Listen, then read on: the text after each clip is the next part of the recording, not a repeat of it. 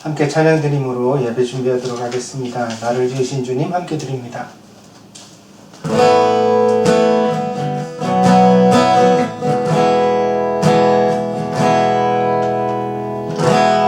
나를 지으신 주님 내 안에 계셔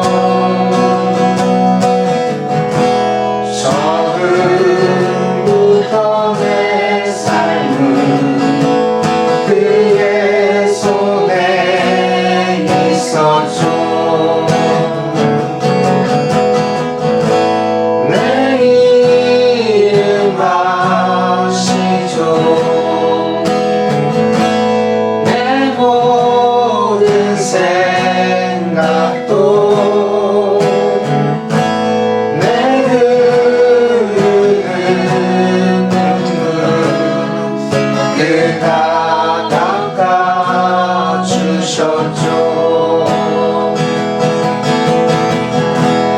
그는 내 아버지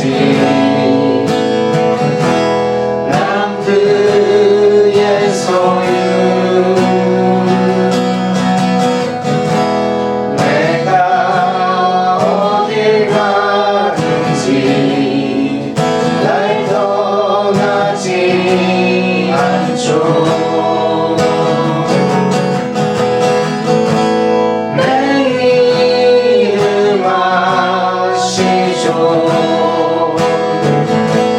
내 모든 생각도 아빠라 부를 때 그가 들으시죠.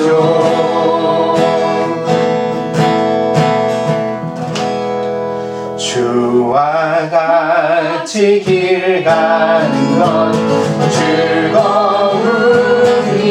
즐거움이라니까 우리 주님 걸어가신 발자취를 밟겠네.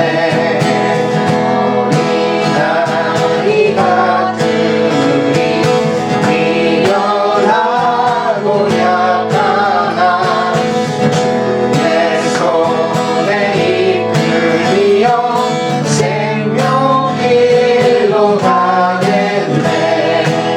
날마다 주님 따라가리 한 걸음씩 또 한 걸음씩 주님 나와 영원히 함께 하시니 기쁨으로 걸어가리.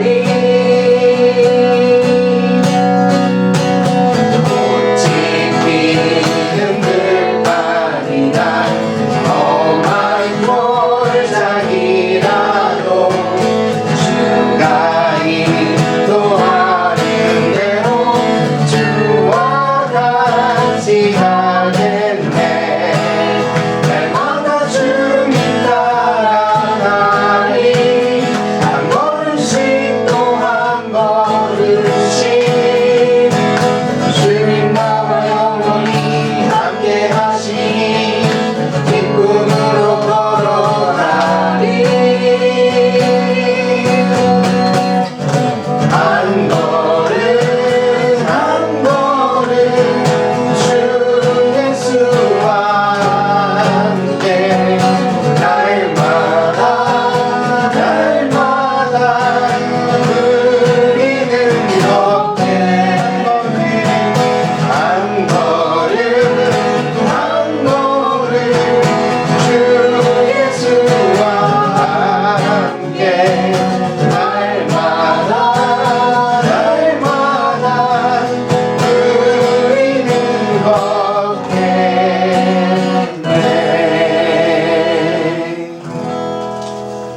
아멘. 세 번째 찬양 함께 드리겠습니다. 나의 사랑 나의 생명 함께합니다.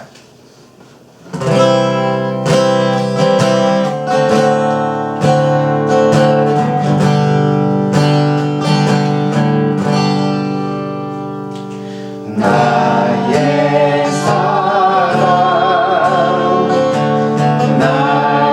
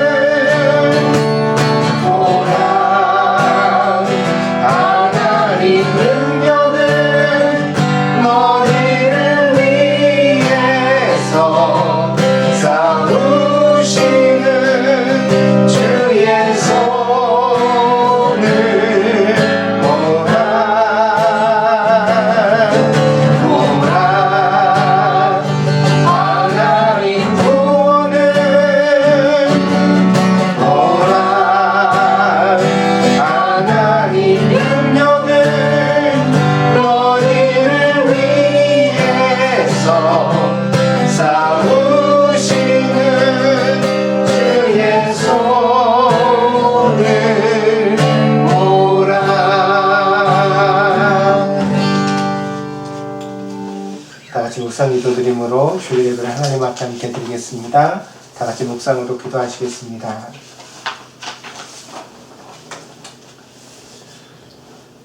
복되신 주님, 은혜와 사랑을 감사드립니다. 오늘은 특별 5월 첫 주 꽃주일 어린이 주일입니다. 사랑하는 동경드림교회도 하나님께서 귀한 선물을 많이 허락해 주셔서 우리 어린이들과 함께 예배 드릴 수 있도록 은혜 주심을 감사드립니다. 아버지 하나님, 어려운 시절로 인하여 아이들이 집에 갇혀 있지만 그러나 하나님, 그래도 이 모든 어려움 속에서 하나님이 건강으로 지켜주시고 또 안전하게 지켜주신 것 감사드립니다. 이 모든 위험한 날들이 다 지날 때까지 하나님, 동경드림교회 어린이들을 눈동자와 같이 지켜주셔서 몸도 건강하고 마음도 건강하고 하나님 보시기에 아름다운 아이들로 날마다 성장해 갈 수 있도록 인도하여 주시옵소서. 오늘 우리가 마음을 같이하여 함께 예배를 드립니다. 이 예배 드리는 중에 모든 성도들에게 하나님의 평강이 임하게 하여 주시옵소서. 그리하여 몸과 마음과 뜻과 모든 것을 다하여 하나님 앞에 진심으로 예배 드리는 복된 시간이 되게 하여 주시옵소서. 함께 하시기를 원하오며 모든 말씀 예수님의 이름으로 기도하였습니다. 아멘. 함께 찬양 드리겠습니다. 내가 주인 삼은 모든 것.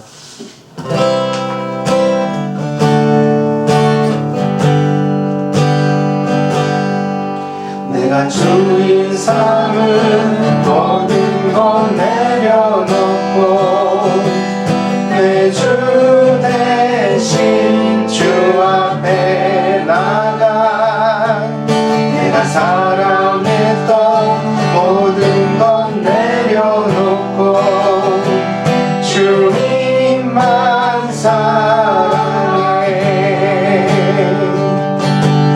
내가 주인 삼은 모든 것 내려놓고 내 주 대신 주 앞에 나가 내가 사랑했던 모든 것 내려놓고 주님만 사랑해.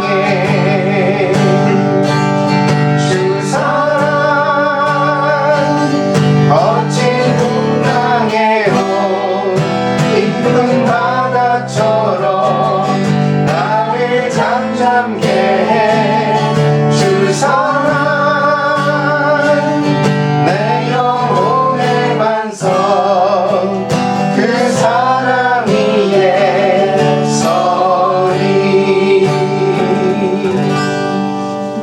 아멘. 이 시간에는 교동문입니다. 교동문 어린이 주일입니다. 함께 교독하겠습니다. 자식들은 여호와의 기업이요 태의 열매는 그의 상급이로다. 젊은 자의 자식은 장사의 수중의 화살 같으니 이것이 그의 화살통에 가득한 자는 복되도다. 진실로 너희에게 이르노니 너희가 돌이켜 어린 아이들과 같이 되지 아니하면 결단코 천국에 들어가지 못하리라. 그러므로 누구든지 이 어린아이와 같이 자기를 낮추는 사람이 천국에서 큰 자니라. 또 누구든지 내 이름으로 이런 어린아이 하나를 영접하면 곧 나를 영접함이니 너희 자녀를 노엽게 하지 말고 오직 주의 교훈과 훈계로 양육하라. 마땅히 행할 길을 아이에게 가르치라. 그리하면 늙어도 그것을 떠나지 아니하리라. 아멘. 우리가 아이들을 귀히 여기는 것은 기독교인의 가정에서 가장 중요한 근간이 되어지는 교훈이 아닌가 합니다. 아이들은 어린애 뒷모습을 보며 자란다는 말이 있습니다. 우리가 아이들에게 바른 모습을 보이기 위하여 부단히 노력해 가야 하겠습니다. 그 노력 가운데서 가정마다 아이들이 하나님의 뜻대로 아름답게 자라가는 복된 열매가 되어지기를 간절히 바랍니다. 이 시간은 다 함께 사도신경으로 신앙고백 함께 드리도록 하겠습니다. 함께 합니다. 와레와 텐치노 주크리누시 젠노노 치치나로 카미오 신즈 와레와 소모히토리코 와레라노 주 예수 그리스도 신즈 슈아 세이니 요리네 비미코나레 토토메마레 요리우나레 건디오비라도のもとに年を受け十字架につけられ死にて葬られ 요민이 그다리 미카메니 신노 우치오 요카츠시 텐니 노보이 때 젠노の시チマロ神の右に差したまう賢より来たりて生けるものと死にたるものとお裁きたまわ我は聖霊を信ず聖なる空洞の教会生との交わり罪の許し体の勝ち永遠の生命を信ず아멘. 함께 찬양드리겠습니다. 내 마음과 정성을 다하여서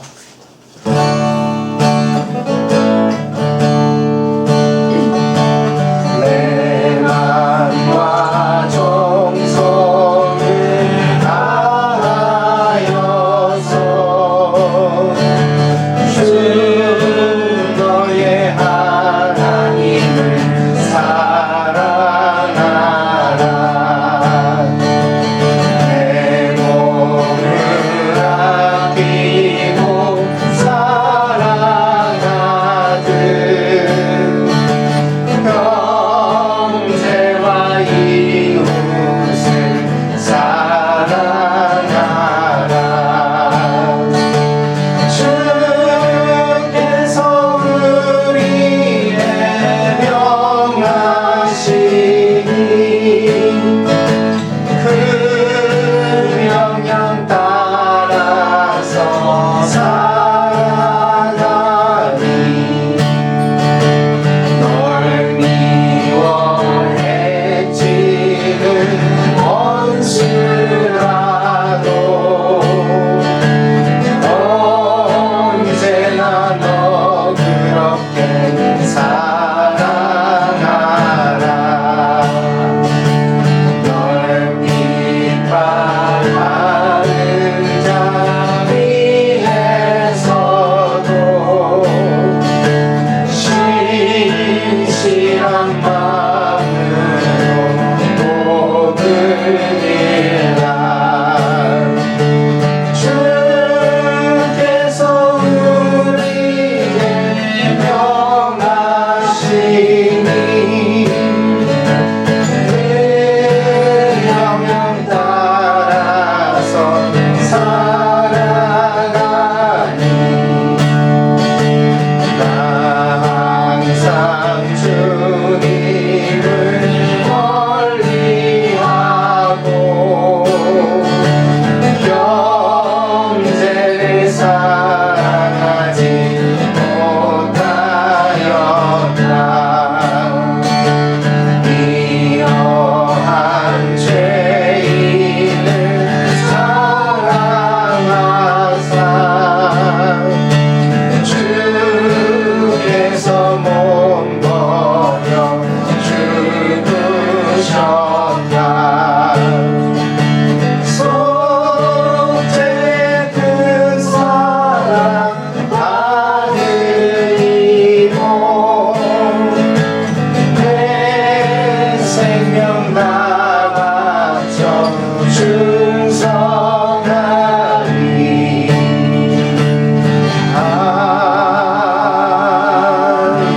아멘.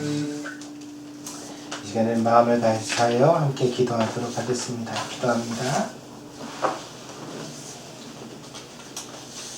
존귀와 영광을 받으시기 합당하신 아버지 하나님, 하나님의 은혜와 사랑을 감사드립니다. 저희들에게 믿음을 허락해 주시고 그 믿음으로 말미암아 우리가 함께 모여 동경투림교회를 이루게 하시고 또 그 교회를 날마다 주님 앞에 지켜 신앙생활을 해갈 수 있도록 인도하여 주심에 감사를 드립니다. 우리가 받은 이 교회를 귀히 여기고 마땅히 지키는 성도가 되게 하여 주시고 이 교회를 통하여 이 세상 가운데 수금과 빛의 역할을 감당하는 저희들이 될 수 있도록 인도하여 주시옵소서. 이를 위하여 날마다 하나님의 말씀의 거울에 비추어 우리 자신을 되돌아보기를 원합니다. 우리가 잘한 것은 잊어버리고 우리가 하나님 앞에 마땅히 고치고 변화되어야 할 것들을 발견케 하셔서 날마다 더 선하고 아름답게 발전해가는 귀한 성도들이 될 수 있도록 인도하여 주시옵소서. 특별히 아버지 하나님, 오늘은 꽃주일 어린이 주일입니다. 사랑하는 교회의 귀한 아이들을 허락해 주심에 감사를 드립니다. 이 아이들이 자라갈 때에 마땅히 부모를 섬겨 아름답게 커가게 하시고 또한 예수 그리스도의 인격과 교양으로 아름답게 성장해 갈 수 있는 귀한 아이들이 될 수 있도록 인도하여 주시옵소서. 불원자는 저희들이 성장해 가기 위하여 하나님 좋은 관계가 필요한 줄 압니다. 사랑하는 자녀들에게 좋은 선생님과 좋은 친구를 허락하여 주시옵소서. 그리하여 선한 영향력을 주고받으며 날마다 아름답게 성장해 갈 수 있도록 인도하여 주시고 저들의 일생이 외롭지 않도록 하나님께서 꼭 축복해 주시기를 간절히 원합니다. 또한 하나님, 저들이 가지고 있는 아름다운 소질과 품성이 있는 줄 압니다. 하나님 안에서 잘 발견되어서 정말 세상에도 이롭게 하며 또한 자기 자신도 행복한 아이들로 자라갈 수 있도록 인도하여 주시옵소서.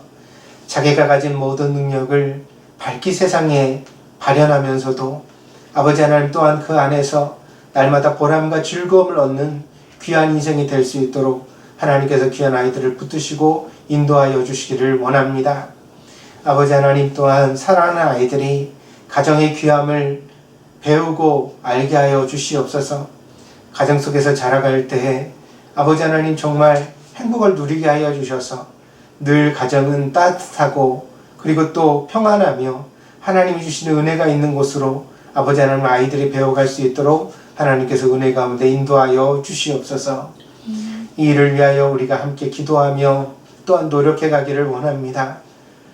저마다 각자 취해져 있는 처한 환경과 모습이 다르다고 할지라도 아버지 하나님 최선을 다하여 각자가 있는 곳에서 아름답게 그 역할을 감당하는 그리스도인이 될 수 있도록 하나님 동경들에게 모든 성도들에게 은혜 주시기를 원합니다. 아버지 하나님 특별히 일본을 위하여 기도합니다. 우리가 살아가는 일본 땅이 지금 큰 어려움에 처해 있습니다. 유행병으로 인하여서 많은 사람들이 생사의 위기를 당하고 있는 이 즈음에 아버지 하나님께서 이 땅을 긍휼히 여겨주시기를 원합니다. 이 질병과 싸우고 있는 사람들에게 지혜와 총명을 더하여 주시고 아버지 하나님 위기 속에 있는 사람들을 하나님께서 불쌍히 여겨주셔서 이 모든 위기와 역경들을 잘 이겨낼 수 있는 우리 일본 땅이 될 수 있도록 하나님께서 꼭 은혜를 더하여 주시옵소서. 아멘. 이를 위하여 우리가 함께 해야 될 일이 무엇인지 또한 함께 고민해 가기를 원합니다. 아버지 하나님, 한 사람 한 사람의 힘은 보잘것없지만 그러나 그 한 사람 한 사람의 힘이 모여서 시대를 바꾸고 역사를 만드는 줄 믿습니다. 그러므로 우리가 함께 힘을 합하여 이 땅 가운데 평화를 불러올 수 있는 귀한 사람들이 될 수 있도록 하나님께서 은혜를 더하여 주시옵소서. 모든 성도들이 함께 모이지 못하는 어려운 환경 가운데 있지만 주일마다 성도들이 시간을 구별하여 예배를 드리고 하나님의 말씀을 묵상합니다.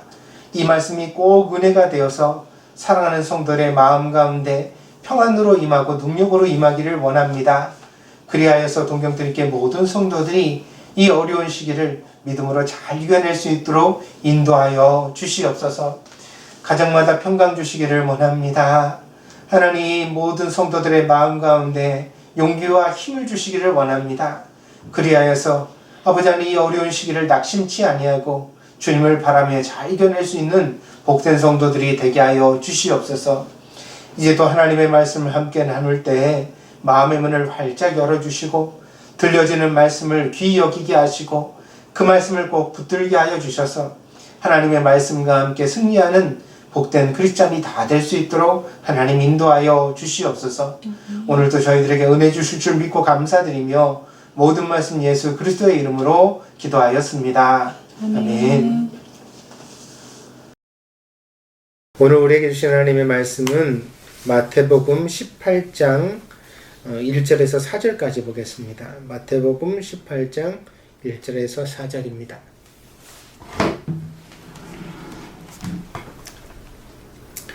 봉독하겠습니다. 그때 제자들이 예수께 나와 이르되 천국에서는 누가 크니이까? 예수께서 한 어린아이를 불러 그들 가운데 세우시고 이르시되 진실로 진실로 너희에게 이르노니 너희가 돌이켜 어린아이들과 같이 되지 아니하면 결단코 천국에 들어가지 못하리라. 그러므로 누구든지 이 어린아이와 같이 자기를 낮추는 사람이 천국에서 큰 잔이라. 아멘. 사람마다 첫인상이 오래 가는 경우도 있고 쉽게 잊혀지는 경우도 있습니다. 그러나 어떤 사람의 첫인상은 절대로 잊지 못합니다. 바로 아이의 첫인상이 그렇습니다. 저는 저의 두 아들과의 첫 만남을 절대로 잊지 못합니다. 아내는 첫째 아이부터 제왕절개를 했기 때문에 저의 두 아들은 모두 수술을 통해 세상에 태어났습니다. 맏아들이 태어났을 때에는 신기함과 놀라움이 커서 두렵기까지 했습니다. 아이를 보는데 진짜 그런 마음이 들더라고요. 어떡하지? 다른 생각이 안 들고 그런 생각이 들었습니다. 둘째가 태어났을 때에는 비로소 묵직한 책임감이 느껴졌습니다. 그래, 이제 내가 두 아이의 아빠구나. 아빠라는 이름이 가지는 한없는 신뢰와 책임을 그때는 다 이해하지도 못했는데도 참 마음이 무거웠습니다. 성경은 아이를 하나님의 선물이라고 말합니다. 보다 정확하게 말하면 기업이라고 했는데 이는 유산을 의미합니다. 본인의 성취가 아니라 집안의 내력을 통해 물려받게 되는 유산을 말하는 것이니까 이 기업이라는 말을 선물이라고 해석해도 크게 틀린 것은 아닐 것입니다. 저는 목회를 하면서 자녀를 원하지만 자녀를 갖지 못하는 부부들을 간혹 만나 왔습니다. 그분들의 눈물을 곁에서 지켜보면서 자식이라는 것은 참 당연한 것은 아니구나. 자식이라는 것이 그저 남자와 여자가 만나서 결혼을 하면 당연하게 생겨나는 것이 아니었구나 라는 사실을 깊이 마음속에 새길 수가 있었습니다. 자식은 모든 사람에게 허락된 선물은 아닙니다. 그래서 우리는 이 하나님의 선물을 귀히 여겨야 합니다. 사람이 인생을 살면서 받아 누리게 되는 많은 것들이 있지만 이를테면 명예나 권력이나 재산보다 훨씬 값지고 귀한 것이 자식이라고 생각합니다. 그래서 다른 것을 다 이루어도 자식에게서 보람을 얻지 못하면 그 인생은 후회와 슬픔으로 얼룩지게 되어집니다. 얼마 전에 4월 16일을 지났습니다. 우리가 잊지 못하는 세월호 사건이 있었던 때입니다. 저는 올해도 이제 그 세월호 기념식을 하면서 부모들이 나와가지고 그 기념식에서 자기 돌아오지 못하는 아이에게 띄우는 편지를 낭독하는 장면을 봤는데 처음에 얼마간 보다가 끝까지 볼 수가 없었습니다. 너무 제가 마음이 아파가지고 진짜 이렇게 그냥 슬프다는 감정이 아니라 제 심장이 아파오더라고요. 그래서 제가 차마 보지를 못하고 그걸 이제 꺼버렸는데 시간이 지나서도 다시 볼 용기를 가질 수가 없었습니다. 그걸 제가 어떻게 보고 소화해낼 수 있을지 생각해 아직도 자신이 없습니다. 제가 드리고 싶은 말은 무엇이냐면 우리가 거두는 그 어떤 성공 그리고 아무리 부유한 그런 재물을 가지고 있다 손 치더라도 내 아이의 건강과 안전과는 바꿀 수 없다는 거죠. 만약에 내가 천금을 얻었다 하더라도 내 아이에게 무슨 일이 생겨난다면 인생이 어떻게 될까요? 평생 지울 수 없는 쇠못을 심장에다 박고 살아가는 모양이 아니겠습니까? 그런 면에서 우리에게 주어진 이 아이라는 선물이 얼마나 귀한지 다시 한번 우리가 마음에 새겨봤으면 합니다. 그러나 고대 사회에서는 아이는 귀찮고 시끄럽고 미성숙한 사람으로 여겨졌습니다. 좀 더 심하게 말하면 사람에 따라서는 집에서 키우는 가축과 다를 바 없다고 그렇게 생각하는 사람도 있었습니다. 이것이 그냥 대충 추측이 아니라 고대의 문헌에 실제로 그런 글들이 간혹 보입니다. 그러니까 아이는 뭐 당나귀라든가 당나귀 같다라든가 뭐 소 같다든가 이런 식의 이야기들이 간혹 보입니다. 그것이 과장된 것인지 아닌지는 알 수 없지만 과거에는 대놓고 그렇게 말하는 그런 시대가 있었다는 거죠. 아이들만 이렇게 차별을 받은 것이 아닙니다. 여자도 무조건 그 성별로 인하여 차별을 받았고, 그래서 고대에는 여자는 진리에 이를 수 없다 그렇게 얘기를 했습니다. 그래서 여자가 남자보다 똑똑하다는 사실을 절대로 인정하지 않았고요. 평생 여자는 그런 차별을 받았죠. 그리고 또 장애인도 그랬습니다. 장애를 가지고 세상에 태어나면 저주받은 사람으로 여겨졌습니다. 때문에 오늘 본문에서 예수님께서 어린아이 하나를 제자들 가운데 세우신 것은 단지 아이만 대표한다고 볼 일은 아닙니다. 이 아이는 모든 약한 사람을 대표하고 있습니다. 그러나 그럼에도 불구하고 예수님께서 연약한 사람의 대표로 어린아이를 선택하셨다는 것에는 특별한 의미가 있다고 생각됩니다. 본문은 크게 두 가지 내용을 가지고 있습니다. 본문이 어떻게 시작되냐면 1절에 보면 천국에서는 누가 큽니까? 라는 제자들의 어리석은 질문이 이 본문의 이야기의 발단이 되어집니다. 예수님은 이 질문을 두 가지로 나누어서 대답하십니다. 하나는 천국에 들어가야 비로소 누가 큰지 견줄 수 있는 자격이라도 주어지니까 천국에서 누가 큽니까? 이렇게 제자들이 물었잖아요. 그러니까 일단 천국에 들어가야지 될 거 아니에요. 그러니까 천국에 들어갈 수 있는 방법을 대답하시고요. 두 번째로 이제 제자들이 의문을 가졌던 것, 그러니까 천국에서 어떤 사람이 과연 큰 사람이냐를 대답하십니다. 근데 이 두 가지 대답이 어린아이라는 말하자면 시청각 교제죠. 오늘 예수님께서 제시하시는 이 어린아이의 모습을 통하여 함께 연결되어지고 있습니다. 오늘 본문의 3절 4절입니다. 이러므로 진실로 너희에게 이르노니 너희가 돌이켜 어린아이들과 같이 되지 아니하면 결단코 천국에 들어가지 못하리라. 들어가지 못하면 큰 사람이냐 아니냐를 가릴 수도 없는 거죠. 그 다음에 4절 그러므로 누구든지 이 어린아이와 같이 자기를 낮추는 사람이 천국에서 큰 자니라. 그러니까 어린아이를 낮은 사람이라고 말씀하시고 이 사람과 같이 자기를 낮추어야 비로소 큰 자가 된다. 그러니까 천국에서 큰 자가 되는 비결을 또한 말씀하십니다. 여기서의 핵심은 돌이켜라는 말입니다. 18장 3절에 보면 너희가 돌이켜 이렇게 되어져 있죠. 이 돌이켜라는 말은 영어 성경에 보면 변화되어라는 뜻으로 해석되어져 있는데 생각과 행동을 변화시키는 것을 의미합니다. 그래서 이 말의 어근은 회개입니다. 그러니까 회개의 결과로 어린아이와 같아지지 않으면 감히 천국에 들어갈 엄두도 내지 못한다고 말씀하신 것입니다. 그리고 4절에서 비로소 천국의 영광이 드러나게 되는데 천국에서는 누가 크냐라는 어리석은 질문이 아무 의미를 가질 수 없다는 것입니다. 왜냐하면 바로 예수님께서 설명해 주시는 천국은 서로 자기를 낮추는 겸손이 일상적인 세상이기 때문입니다. 그래서 그 나라에는 누가 서로 크냐고 관심이 아무도 없어요. 그럼 그 나라의 사람들은 뭘 생각하냐면 서로 자기를 낮추는 거죠. 겸손하게 생각하고 그렇게 자기를 낮추는 세상이다. 그래서 누가 크냐라는 질문 자체가 성립될 수 없는 세상이 하나님의 나라인 천국이라고 설명해 주십니다. 사람들이 살아가는 세상은 경쟁을 바탕으로 하고 있습니다. 그래서 달리기를 해도 1등을 하라고 응원하고 공부도 남보다 잘해야 칭찬을 얻습니다. 양보하고 배려하는 것이 좋은 미덕이라는 사실은 모두 알고 있지만 일단 경쟁이 시작되고 나면 양보하거나 배려하는 것은 어떻게 되어져요?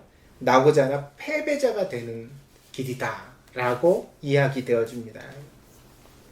2017년도 2월 5일에 오카야마현에 있는 카사오카시라는 곳에서 어린이 마라톤 대회가 열렸습니다. 소학교 3학년에서 6학년 어린이를 대상으로 했는데 무려 263명이나 되는 어린이들이 참가하여 열띤 대회를 벌였다고 합니다. 그런데 이 대회에서 기가 막힌 일이 생겼습니다. 대회를 운영하는 스텝이 그만 마라톤 코스를 잘못 인도한 것입니다. 그래서 그 결과 262명이 잘못된 코스로 마라톤을 완주했습니다. 그래서 마라톤을 완주하고도 262명이 실격 처리됐습니다. 더 재미있는 사실은 마지막 꼴등으로 들어온 아이, 263번째 아이만 제대로 된 코스를 완주했다는 거예요.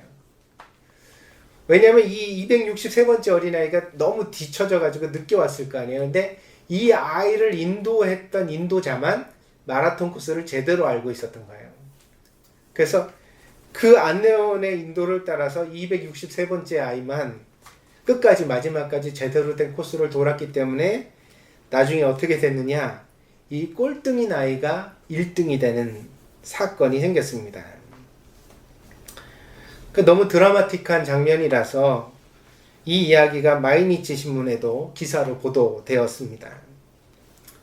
성경을 읽다 보면 이 마라톤 대회 결과가 천국에서도 틀림없이 재현될 것이라고 생각하게 됩니다. 이 세상에서는 정말 훌륭한 기록을 내며 열심히 땀 흘리며 살았던 사람들이 천국에서는 적지 않게 탈락을 경험하게 될 것입니다. 이유는 그들이 하나님의 규칙을 알지 못하기 때문입니다. 비록 알지 못하는 것이 범죄는 아니지만 경기에서 실격하는 이유로는 충분하다고 생각됩니다. 예수님은 오늘 본문에서 무엇이라고 말씀하십니까? 돌이키라고 하십니다. 회개하라는 뜻입니다. 돌이켜서 어린아이와 같아지라고 하십니다. 욕심과 자존심을 내려놓고 순수한 마음과 태도로 돌아가라고 말씀하십니다. 우리가 어떤 일을 열심히 할 때 젖먹던 힘까지 다한다라는 표현을 쓰기도 합니다. 혹시 여러분 어린아이가 젖먹는 모습을 지켜보셨습니까? 얼마나 최선을 다하는지. 아이들이 젖을 한번 먹고 나면 온몸이 땀에 푹 젖습니다. 그래서 저희 아이들도 젖을 먹고 나면 옷을 갈아입혀야 됐습니다. 온몸이 젖어서요. 적어도 이마에 땀이 송골송골 맺히는 것을 흔히 볼 수 있습니다. 신앙생활에서는 이런 단순함이 매우 중요하다는 것입니다. 생각이 많고 걱정이 앞서면 우리의 신앙은 우리를 변화시킬 수가 없습니다. 그래서 회개한다는 것은 자꾸만 덜 중요한 것을 덜어내는 과정입니다. 우리가 욕심을 품을 때에는 너 없이는 못 살겠다라는 마음을 품게 됩니다. 그러나 사실 비싼 핸드백이 없어도 사라지고 좋은 옷이 없어도 사라집니다. 넓은 집이 없어도 사라지고 많은 돈이 꼭 없어도 사라집니다. 우리가 중요하게 생각하는 많은 것들이 사실은 부수적인 것에 불과하다는 사실을 깨닫는 것, 이것이 우리가 회개를 통하여 도달하게 되어지는 마음의 상태입니다. 그러나 아이가 무조건 옳고 아름답기만 할까요? 그렇지는 않은 것 같습니다. 가끔 마트에서 자기가 원하는 것을 사달라고 고함을 치며 바닥을 구르는 아이들을 만나볼 수 있습니다. 이런 장면만 보아도 아이는 완전하지 않다는 것을 실감하게 되어집니다. 아이는 날개 없는 천사가 아닙니다. 가끔은 그럴 때도 있지만 대체적으로 그렇지 않습니다. 그러나 예수님은 그 아이를 기꺼이 제자들의 한가운데 세우셨습니다. 그리고 이 아이를 통해 천국을 보라고 말씀하셨습니다. 제자들에게 교훈을 주셨습니다. 예수님께서는 아이들의 부정적인 모습을 모르셨기 때문일까요? 예수님은 결혼도 안 하시고 자식도 낳지 않으셨으니까 남의 자식만 보면서 아이들에 대한 환상을 품으셨던 것일까요? 결코 그렇지 않다고 생각합니다. 예수님은 이것을 통해 우리가 천국을 추구하는 보다 더 깊은 원리를 나타내고자 하셨던 것입니다.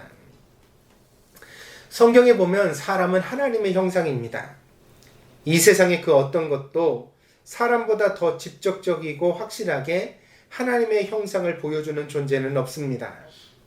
그래서 기독교 신앙의 핵심은 사람을 통해 하나님을 만나는 것입니다. 이것이 기독교가 불교와 같이 산속으로 들어갈 수 없는 결정적 이유입니다.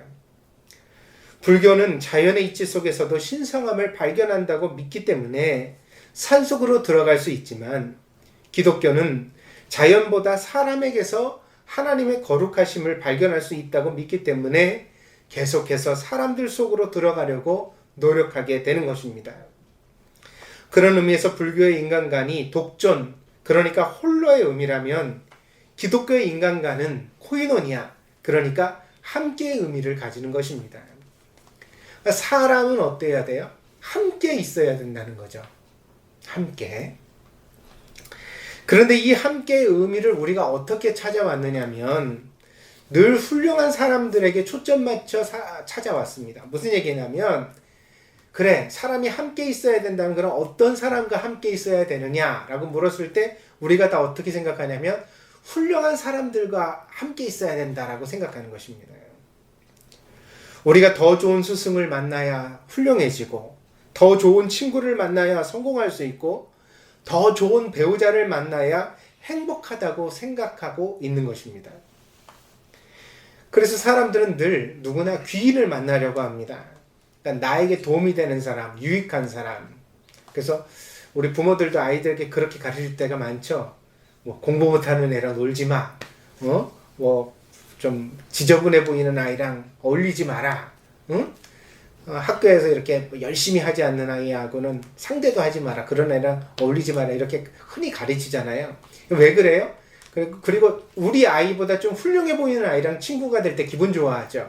명문대생 혹은 또 뭐 굉장히 인격적으로 바르고 반듯해 보이는 누구나 다 인정할 만한 뭐 흔한 말로 엄친아 같은 아이들 말입니다. 그런 아이들과 함께 어울리기를 바라죠. 왜 그렇죠? 좋은 영향력을 거기서 받아올 수 있다고 믿기 때문이죠. 그런 아이들과 어울려짐으로써 나의 아이도 훌륭해질 수 있다고 생각하기 때문입니다. 이것이 인간관계 속에서 우리가 함께 살아가야 한다면 어떤 사람과 함께 사냐? 되도록 훌륭한 사람과 나보다 더 나은 사람과 함께 살아야 한다는 것이 우리들의 관점이었다는 것입니다. 나만 그런 것이 아니라 여러분만 그런 것이 아니라 우리가 모두 다 그런 생각을 가지고 살아왔다는 것입니다. 근데 예수님께서는 그 반대편을 지금 말씀하시고 있습니다. 어린아이 하나를 제자들 가운데 세우시고 이 아이를 보라고 하십니다. 더 훌륭한 사람을 만나야 훌륭해지는 것이 아니라 너보다 키가 작은, 너보다 미숙한, 너보다 덜 완성된 사람을 만나서 그 사람을 향하여 내가 헌신하려고 할 때 그 사람 앞에서 네가 정말 겸손한 태도를 보여줄 때 그것이야말로 훌륭해지는 길이라고 하나님께서 원하시는 성장이라고 말씀하시고 있는 것입니다.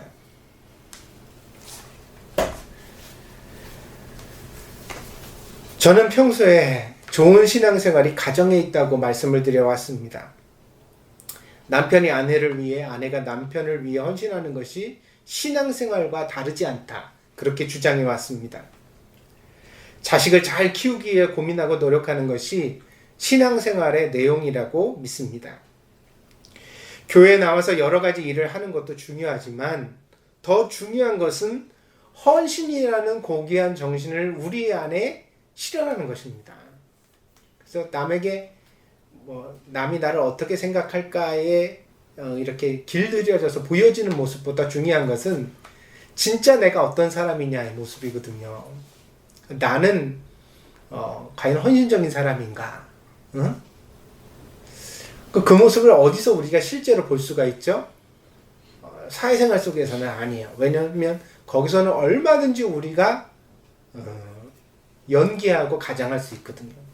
훌륭한 사람으로 보여져야 훌륭한 사람이 나를 또 상대해주고 그래서 우리가 윈윈 이득을 얻을 수 있는 관계가 될 수 있다고 믿기 때문에 이 경쟁적 세계 속에서는 누구나 긴장한단 말이에요.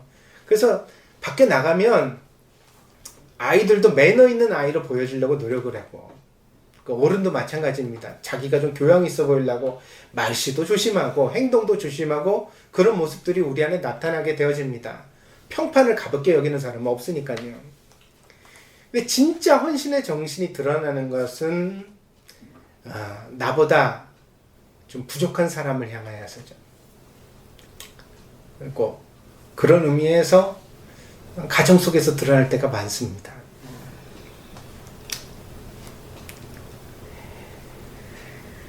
그래서 가정이야말로 우리가 하나님께서 우리에게 헌신을 배우도록 주신 가장 아름다운 교실이고 현장이라고 믿습니다. 부모는 자식을 위해 헌신해야 합니다. 남의 아이 앞에 세우지 말고 여러분의 아이를 여러분의 눈앞에 세워놓고 어떻게 이 아이를 통해 하나님을 보고 배우고 변화될 수 있을까? 어떻게 이 아이를 키워가는 과정을 통해 내가 진정 신앙의 가치를 내 안에 실현하고 배워갈 수 있을까 고민했으면 합니다. 더러는 인내를 요구할 것입니다. 더러는 아픔을 줄 것입니다. 더러는 뜻대로 되지 않아 속상할 것입니다. 그러나 그 안에 여러분을 향한 하나님의 음성이 있다고 저는 확신합니다. 그 아이를 앞에 두고 여러분의 욕심을 걷어내십시오. 회개하십시오. 진심으로 사랑하고 이해하려고 노력해 가십시오. 그러면 그 아이가 여러분을 천국으로 인도할 것입니다. 여러분의 신앙의 훌륭한 자양분이 되어줄 것입니다. 사람은 두 번 태어난다는 말이 있습니다. 사회학자 장자크 루소가 그렇게 이야기를 했습니다. 한 번은 어머니 뱃속에서 태어나고 한 번은 사회적 인간으로 태어난다고 말했습니다. 저는 이를 따라서 부모도 자식을 두 번 낳는다고 생각합니다. 한 번은 어떻게 해요? 몸으로 낳겠죠. 근데 흔히 이 아이가 이제 자아가 실현되어지면서 사회적 인간이 되어갈 때 부모와 충돌하고 여러 가지 갈등을 겪게 되거든요. 그래서 이때는 어때요? 부모가 속이 상하면서 마음으로 자식을 낳게 됩니다. 그래서 아프지 않고 장성하는 자식은 없는 것 같습니다.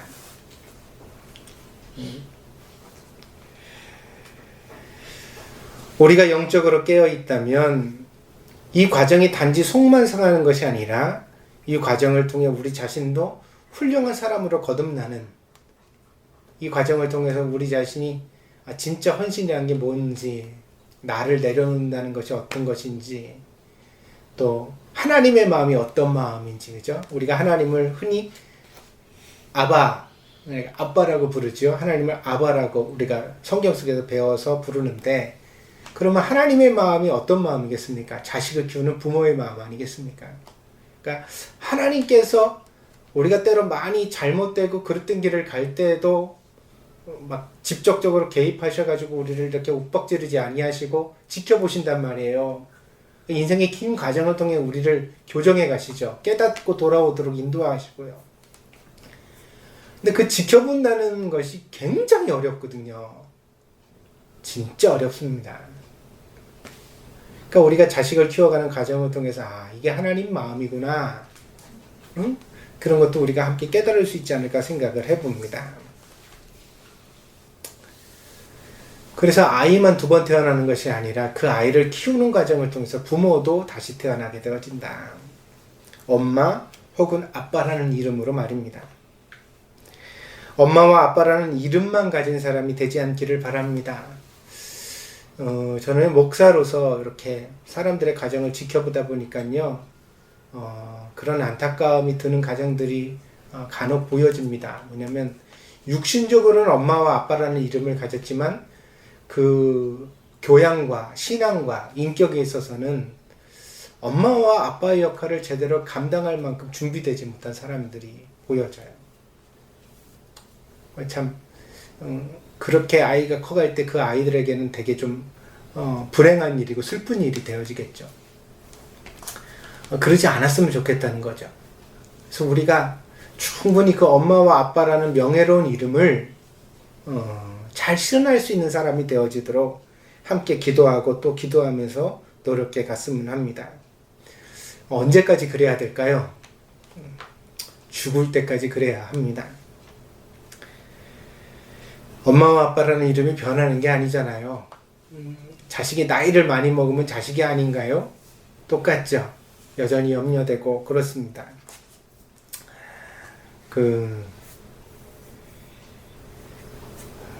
그렇게 살아가는 것이 여러분이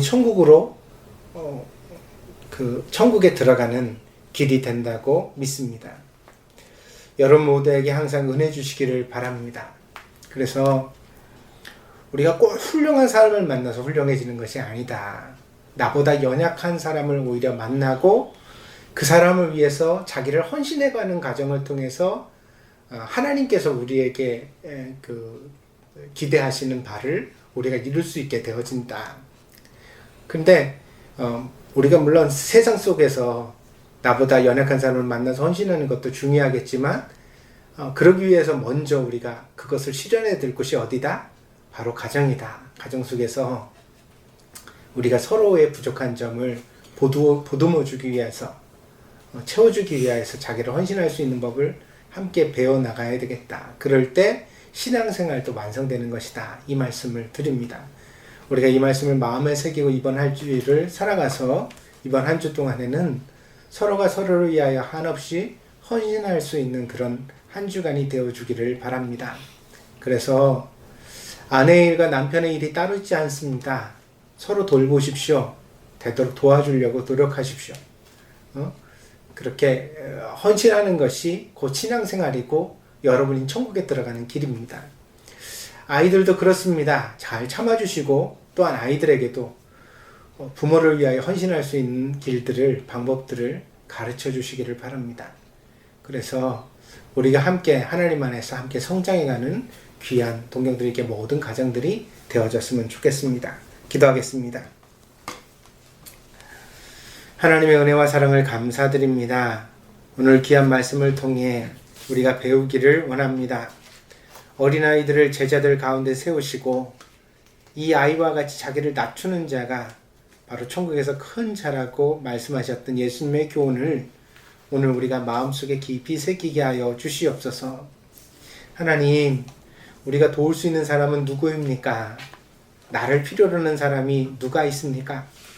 나를 필요로 하는 사람의 그 눈빛과 손짓에 우리가 결코 외면하지 않게 하여 주시고 마땅히 저를 도움으로 천국의 백성이 될 수 있는 하나님의 귀한 자녀들이 될 수 있도록 인도하여 주시옵소서. 이와 같이 자기를 낮추고 헌신하는 법을 어디보다 가정 속에서 배워야 할 줄 믿습니다. 하나님, 우리의 가정이 그런 모습이 될 수 있도록 인도하여 주시옵소서. 그래야 서로가 서로에게 꼭 필요한 존재가 되게 하시고 격려가 되게 하시고 위로가 되게 하시고 함께 사랑을 나눌 수 있는 아름다운 가정이 되게 하여 주시옵소서. 하나님 함께 하시기를 간절히 원하며 모든 말씀 예수님의 이름으로 기도하였습니다. 아멘.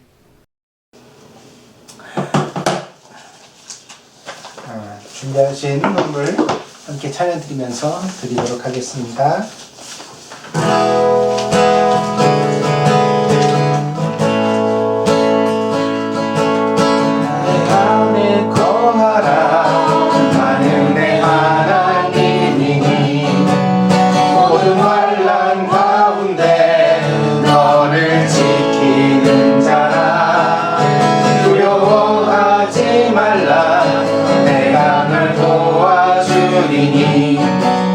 놀라지 말라 내 손 잡아주리라 내가 너를 지명하여 불렀나니 너는 내 것이라 내 것이라 너의 하나님이라 내가 너를 보배롭고 존귀하게 여기노라 너를 사랑하는 내 여호와라. 광고 말씀드리겠습니다. 말씀, 사랑, 그리고 하나님의 나라를 위하여. 5월은 가정의 달입니다. 가정을 믿음으로 세우는 실천이 꼭 있기를 바랍니다. 그래서 우리가 주일날 예배에 함께 모이지는 못하지만 가정 속에서 예배를 그 중심으로 하는 그런 아름다운 실천이 있기를 바랍니다. 그래서 가정들마다 정말 믿는 가정답게 그렇게 함께 세워갈 수 있도록 노력해가는 5월달이 되어지길 바랍니다. 오늘 어린이 주일, 꽃주일입니다. 어린이 여러분들 축하드리고요. 그리고 우리가 이 어려움이 꼭 지나고 나면 우리 어린아이들과 함께 좋은 파티 했으면 좋겠습니다. 여러분들 기대하시고 빨리 코로나19 사태가 지나가라고 우리 어린이들도 함께 기도해 주기를 바랍니다. 다들 많이 보고 싶네요. 신종 코로나 바이러스에 대한 주의가 필요합니다. 마스크 사용, 손 씻기 계속 말씀드리고 있습니다. 그리고 사람과의 거리는 2m 이상을 유지해 주시고요. 대로 밖에 나가서 사람 많은 곳에 가는 것은 삼가해 주시기를 바랍니다.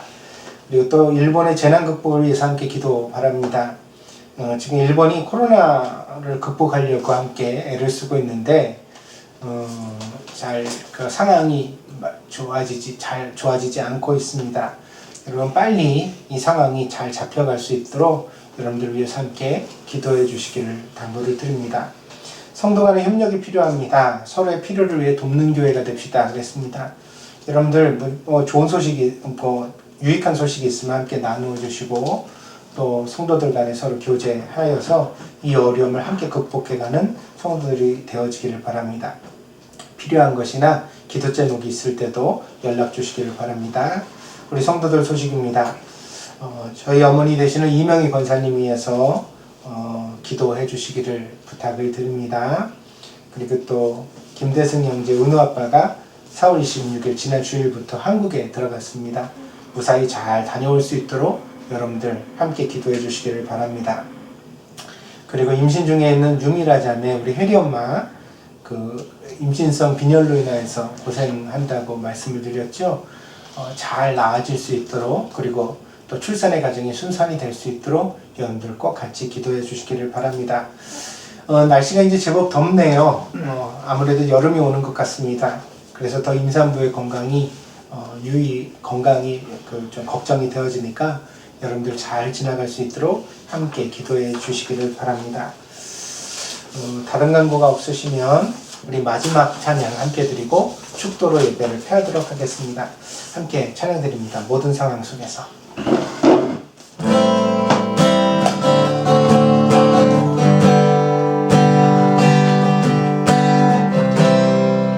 모든 상황 속에서 주를 찬양할지라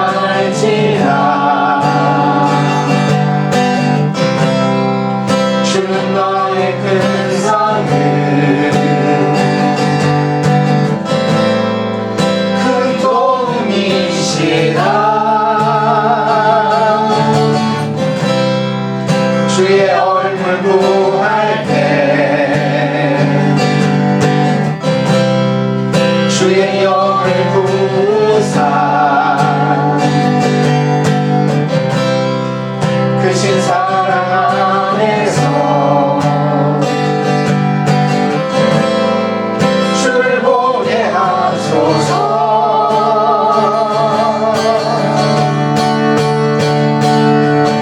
내 영혼이 확정되고 확정되어 싸우니 믿음에 흔들어 주를 바라봅니다.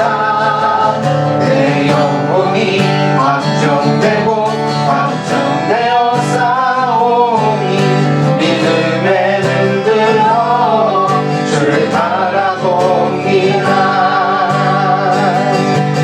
주를 찬양할 때 주의 나라 이미 임했네. 주의 영원한 나라 주 보게 하소서.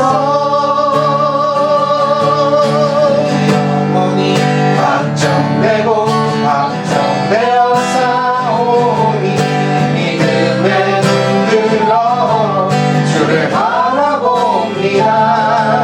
내 영혼이 확정되고 확정되어 싸우니 믿음에 흔들어 주를 바라봅니다. 기도하겠습니다. 복되신 아버지 하나님, 사랑하는 성도들의 마음을 굳건히 하시고 이 모든 시련과 어려움을 잘 이겨낼 수 있도록 격려해 주시기를 원합니다. 그래야 우리가 다시 주님 안에서 기쁨으로 만났을 때 모든 성도들이 마음도 몸도 건강하게 하시고 또한 예배와 교회를 귀히 여기게 하셔서 하나님 안에서 하나 되어지는 복된 교회가 될 수 있도록 인도하여 주시옵소서. 그날까지 사랑하는 성도들을 눈동자와 같이 지켜주시고 가정마다 그리스도의 평강이 임하게 하여 주시고 무엇을 하든지 어디를 가든지 그리스도의 향기와 편지가 되는 복된 성도들이 다 되게 하여 주시옵소서.